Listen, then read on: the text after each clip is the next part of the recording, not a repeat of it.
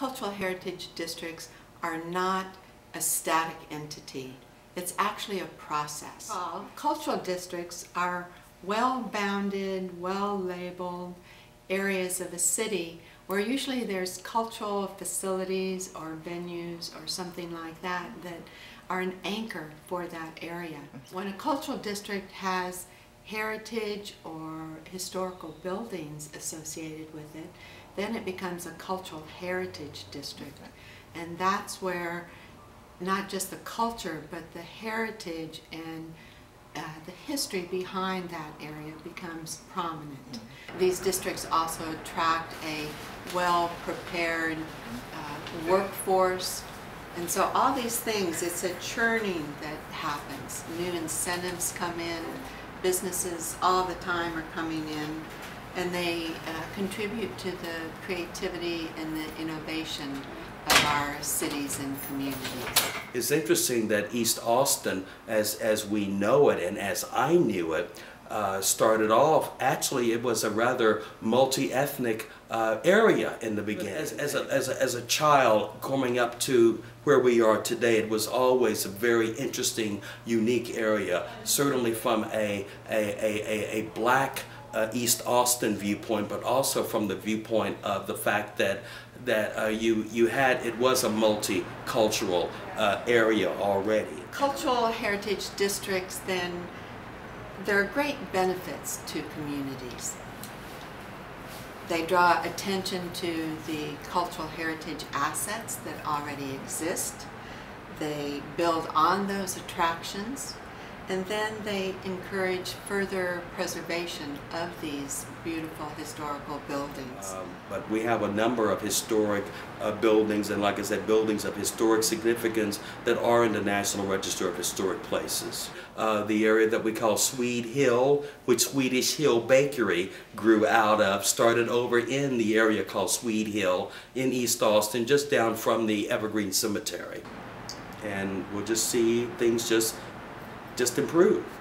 I'm also the person who manages the Cultural District Designation Program for the state of Texas. And this program came about in 2005 with a piece of legislation by Representative Phillips from Denison. So he came to our agency and asked us to help him draft a piece of legislation that would recognize this type of economic development and to create a designation program that would encourage that development. So we launched cultural districts in Denison, San Angelo, Lubbock, McAllen, Huntsville, here in Austin. It's growing by leaps and bounds.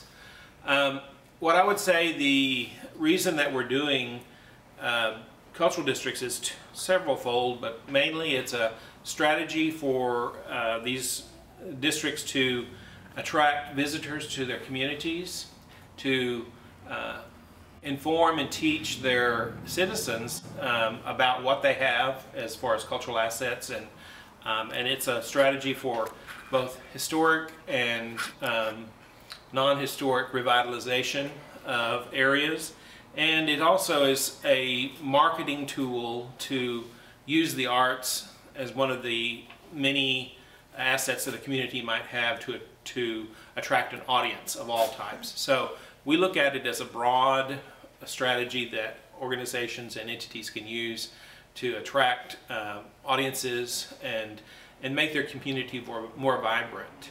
So all these things kind of stack up, so then it becomes a really culturally vital place where economy becomes a real sustainability action where things happen. We result in a vibrant cultural, economic sustainability or sustainable economy that has a more interesting place to live, work, eat, shop, and recreate. All of that going on, and then you've got the Samuel Houston Institute, and later Tillotson Institute, Samuel Houston College, and later Tillotson College. Both were organized over here in the East Austin area, while at the same time you had other ethnic groups, like I mentioned, the Swedes who were here, the Germans, the Mexicans, the fact that there was a Jewish cemetery also. We're also seeing a lot of communities use the cultural district as a way to connect activities in a town that are already happening, but they are somewhat disjointed. Heightening the awareness of what a community can offer, and by showcasing it in the cultural district and making that the entry point for a lot of visitors, then it really opens the eyes of what's possible in a community. How it's changing again, and it is becoming, returning somewhat to the way it actually started out as being a multi-ethnic, multiracial area of town.